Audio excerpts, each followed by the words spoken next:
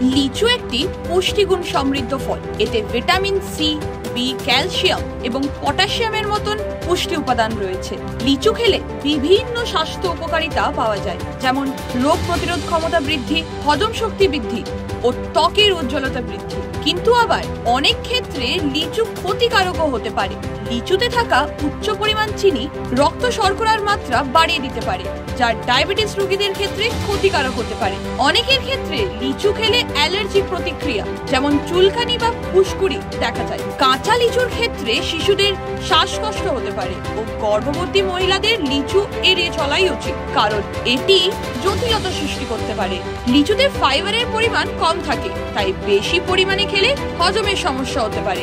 আবার কিছু ওষুধের সঙ্গে লিচু খেলে পার্শ্ব প্রতিক্রিয়া হতে পারে। আপনি যদি ওজন কমাতে চান তাহলে লিচু অতিরিক্ত খাবেন না, তাই অবশ্যই পরিমাণ বুঝে এবং পরিপক্ক লিচু খান।